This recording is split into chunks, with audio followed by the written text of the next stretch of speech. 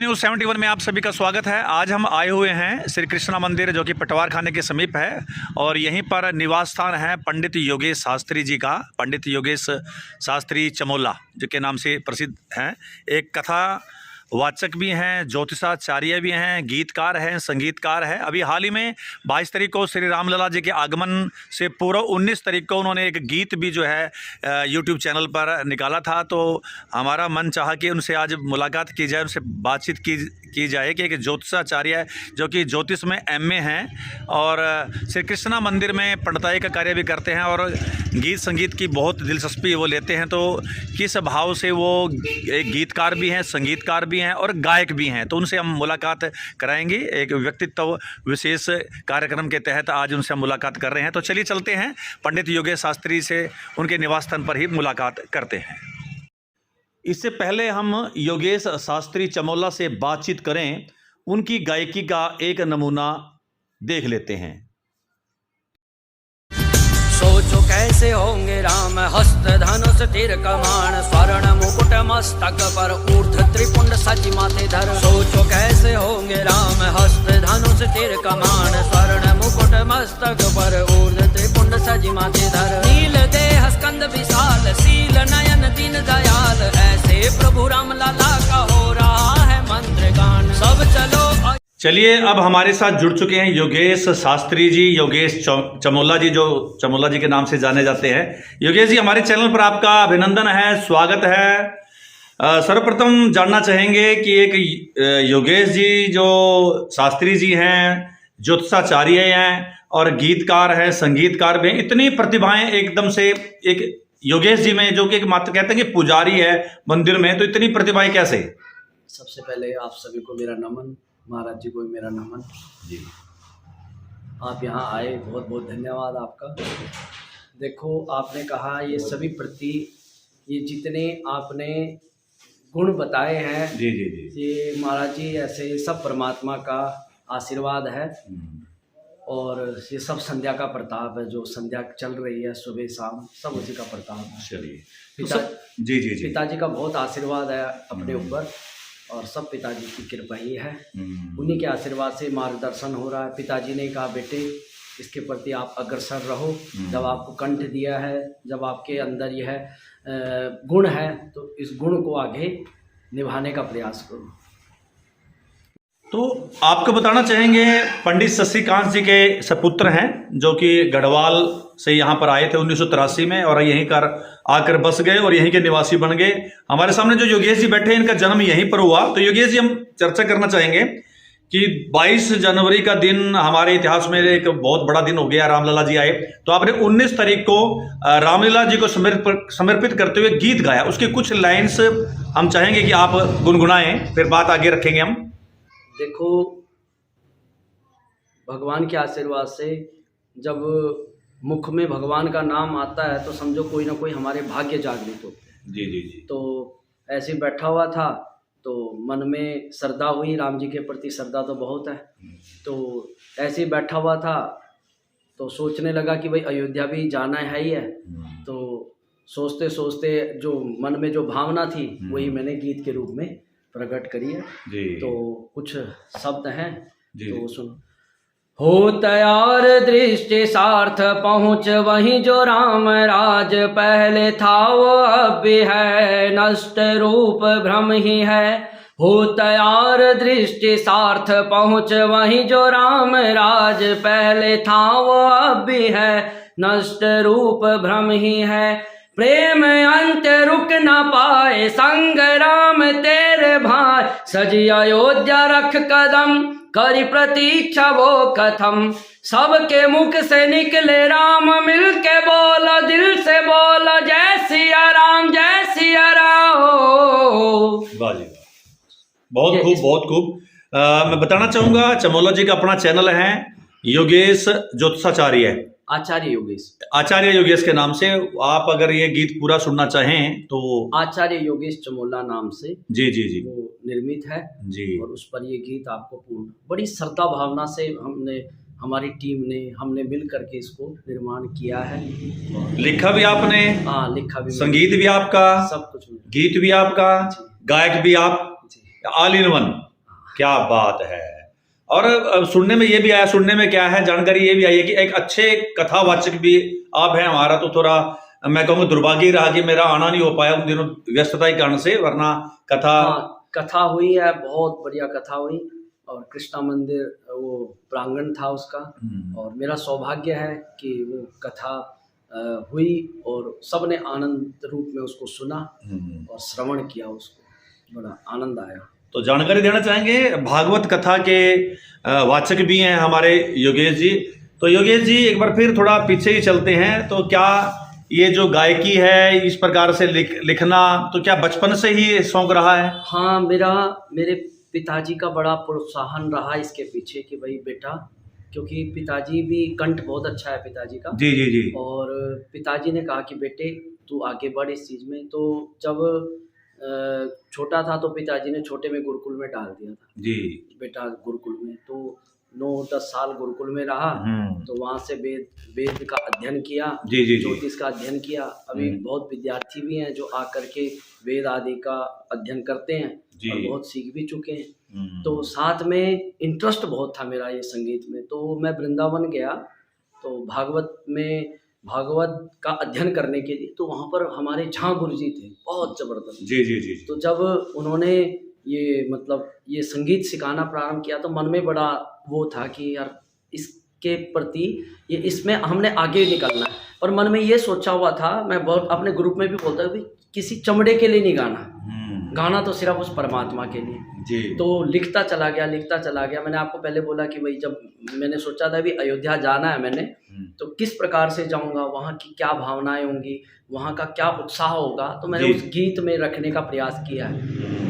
आगे और भी निर्मित है, समय आने पर हम उसको निकालते जाएंगे आगे भी, जो जैसे समय होगा, इस प्रकार से। तो जानकारी मिल रही है कि शिवरात्रि पर भी भगवान शिव की स्तुति करते हुए भी गीत आप निकाल रहे हैं अपने चैनल पे, और भगवान परशुराम जी की जयंती पर भी। हाँ, मतलब तैयारी है, मतलब 6-7 भजन पूरे तैयार पड़े हैं जी। बस आप लोगों का सहयोग, उस भोलेनाथ का आशीर्वाद, राम जी का आशीर्वाद मिलता रहे तो हम इसी प्रकार आगे, बस आपके सहयोग की बहुत आवश्यकता है और आपके आशीर्वाद की बहुत आवश्यकता है। चलो, आशीर्वाद के लायक तुम नहीं है शास्त्री जी, हाँ सहयोग जरूर हमारा रहेगा। हाँ। तो अभी बातों में आपने बताया कि यहाँ कुछ विद्यार्थी आते हैं, वेद का ज्ञान लेते हैं, यानी वेद की आपकी पकड़ है, वेद की जानकारी आपको है, तभी तो आपको उसका ज्ञान दे रहे हैं। जी जी। तो क्या कुछ करना चाहिए? वेद में भी हम जैसे कोई यदि इंटरेस्टेड हो, कोई विद्यार्थी यदि जैसे जो ब्राह्मण हो इंटरेस्टेड हो, तो उसको कर्मकांड में जो भी वेदाध्ययन होता है, कर्मकांड में जो भी मंत्र लगते हैं वेद के, वो सब यहाँ पर फ्री ऑफ कॉस्ट, उसकी कोई सेवा नहीं है। क्या बात, फ्री ऑफ कॉस्ट यहाँ पर उसका अध्ययन करवाएंगे। बहुत विद्यार्थी हैं जिनके, सबसे मुख्यतः मेरा फोर्स ही उस चीज़ पे रहता है कि भाई जो संस्कृत का बेस है उसको मूलतः हम उठाएं जी। अभी शाम को आते हैं भाई, कुछ गीता पे भी हम चर्चे करते हैं, भागवत पे भी चर्चा करते हैं, जैसे एक श्लोक हमने वो कर दिया।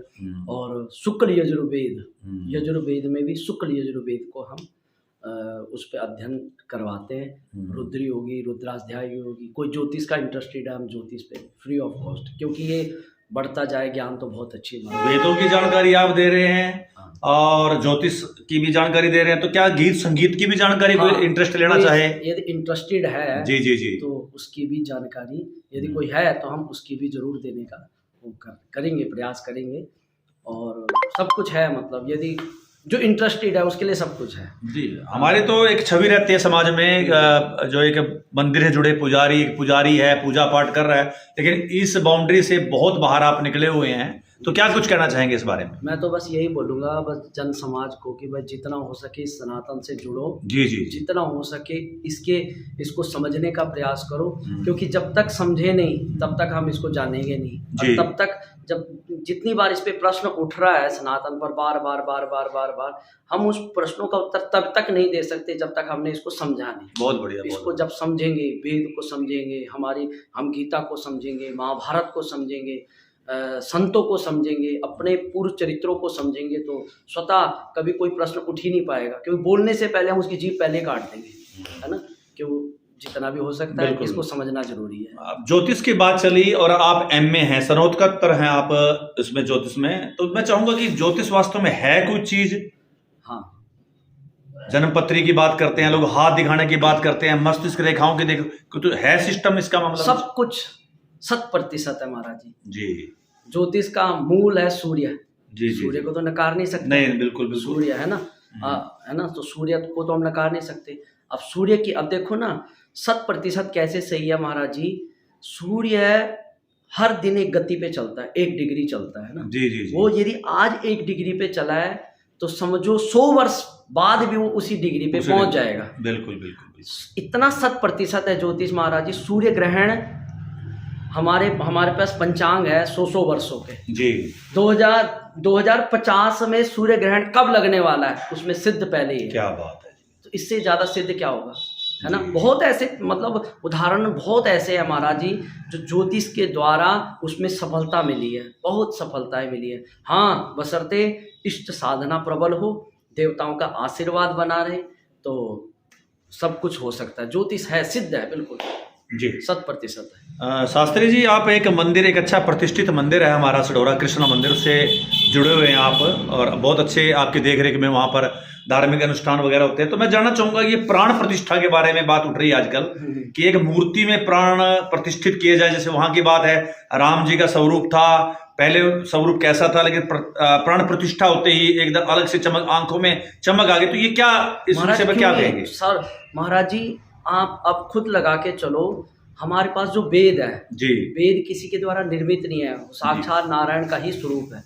अरे भाई, उसमें मंत्र लिखा है, ओम मनो ज्योतिर्जोगतामा जश्चा बृहस्पतिर्जज्ञामिमं तनो त्वरिष्टं जज्ञाघुं सामिमं दत्। स्पष्ट उसमें लिखा गया है।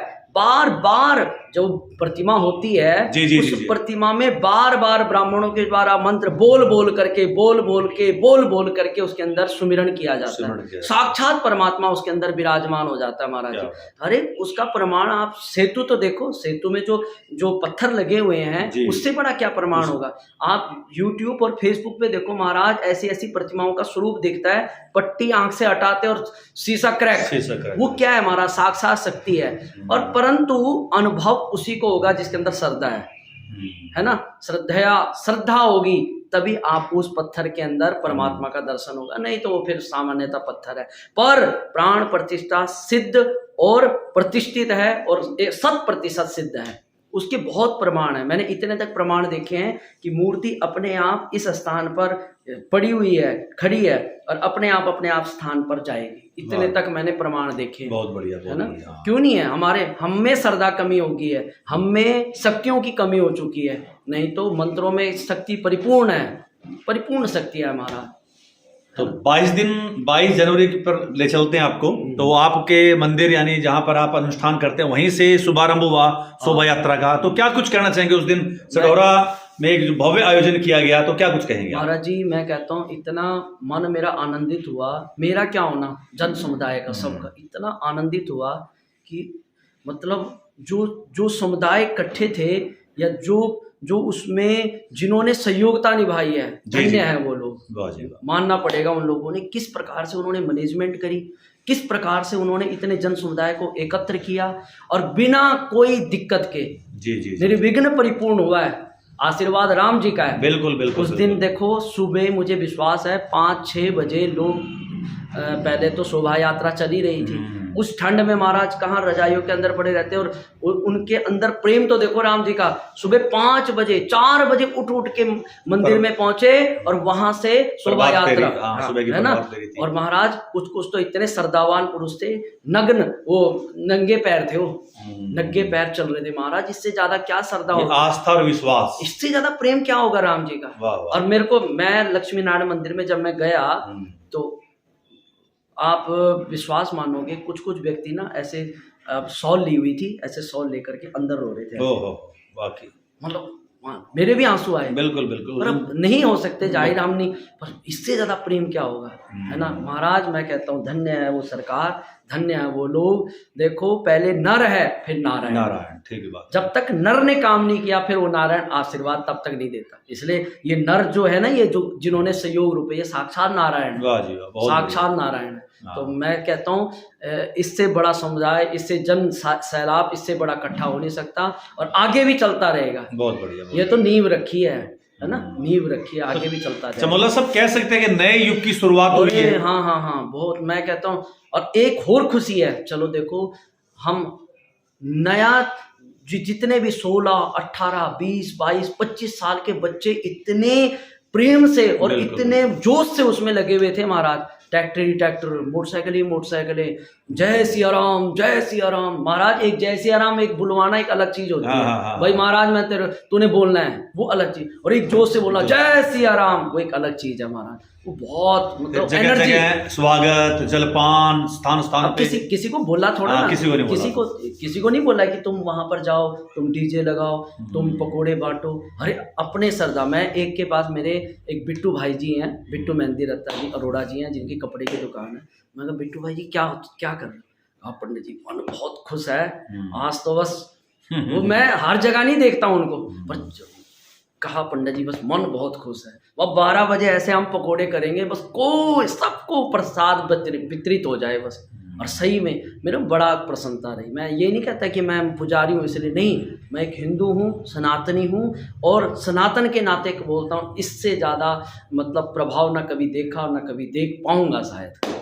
और आगे आगे बढ़ता जा रहा है और बढ़ता ही रहेगा, भगवान राम जी का आशीर्वाद बना रहे। और देखो मैं तभी भजन मैंने रखा है कि भाई उस भजन को सुन करके उसमें ऐसे ऐसे शब्द रखे गए हैं, सब राम जी के आशीर्वाद से, कि जो आपके अंदर जोश भरेंगे जी। आगे भी, है ना। सोचो कैसे होंगे राम, हस्त धनुष तीर कमान, स्वर्ण मुकुट मस्तक पर, ऊर्ध्व त्रिपुंड सजी माथे। तो बहुत अच्छे अच्छे शब्द रखे हुए। तो चमोला साहब वास्तव में आप विद्वान हैं, वेदों के ज्ञाता भी हैं, ज्योतिषी में भी जो है ज्योतिषाचार्य में भी निपुण हैं, ज्योतिष में भी, और अच्छे गीतकार संगीतकार भी हैं। तो क्या कुछ अगला प्लान क्या है? क्या एक मंदिर की चारद्वारी के बीच में रखा, या फिर यहीं पर सेंटर जो बना रखा है? तो आगे क्या है? उम्र छोटी है आपकी, तो क्या कुछ विचार बना रखा है? अगला थोड़ा इस समय पे ये हुआ कि एक तो मतलब 22 तारीख मतलब जो भजन था राम जी के आशीर्वाद थोड़ा लेट हो गया, ठीक। यदि मेरे पे 1-2 महीने पहले तैयार हो जाता तो मैं उसको बहुत अच्छे तरीके से, लोगों ने भी बोला भी है, भाई जी ने भी बोला है, अगला जो महादेव का होगा तैयार। क्योंकि संगीत और ये शब्द एक ऐसी चीज होती हैं जो 1000 बातों को एक ही बात में क्लियर कर देती है ना। 1000 बातों से एक ही बात में सब प्रयोजन का पता लग जाता है। तो जो अगले शिवरात्रि आएगी, उस शिवरात्रि से कुछ दिन पहले हम सब जो जिनके साथ प्यार प्रेम है, जो जुड़े हुए हैं, वो सब 20, 25, 30 जितने भी हो जाएं, सबके बीच में रख करके हम उस भजन को रिलीज करेंगे यूट्यूब पे, जिससे वो सब सुने और वो महादेव के प्रति उनकी और अगाध श्रद्धा बने। तो जन समुदाय के बीच में हम उसको रिलीज करेंगे। थोड़ा इस बार गलती हुई है, गलती भी क्या सब ठाकुर जी का, कि वो एकदम ही करना पड़ गया और रिलीज, पर अगली बारी में नहीं, अगली बारी में खुल करके हम उसको करेंगे, सब मिल करके हम उसको आगे बढ़ाएंगे। जो भी आपके पास ज्ञान है, मैं वही बीच में बात बोलना चाह रहा था कि और लोगों के पास भी ये जाए, ठीक है, उनको भी इस चीज ज्योतिष के बारे में पता लगे, वेदों की जानकारी मिले, गीत संगीत के बारे में, इस बारे में क्या प्लान है? देखो वेद ने बस एक ही चीज बोली है, वेद पौरुषे ने, कि भाई जितना हो सके अपने इष्ट के आराध्य की तपस्या करते रहो। क्या बात है। जब भागवत आप पढ़ते हो तो प्रथम स्कंद में सूत जी ने पहले ही ये बात कही है कि तुम चाहे जिस मर्जी पद पे हो, चाहे तुम जो मर्जी काम कर रहे हो, उस काम में परमात्मा का दर्शन करो और अगाध श्रद्धा उसमें प्रकट करो। देखो ईमानदारी से काम करो तो आप विश्वास मानोगे, वह काम रूपी परमात्मा, जो कार्य रूपी परमात्मा, उसका धन रूपी ऐश्वर्य आपको प्राप्त होगा। वही परमात्मा का आशीर्वाद आपको मिलेगा। मतलब बोलने का मतलब जो आप काम कर रहे हो उसी में परमात्मा का दर्शन करो और ईमानदारी से उसको निभाओ। देखना साक्षात परमात्मा आप पे प्रसन्न बना रहेगा।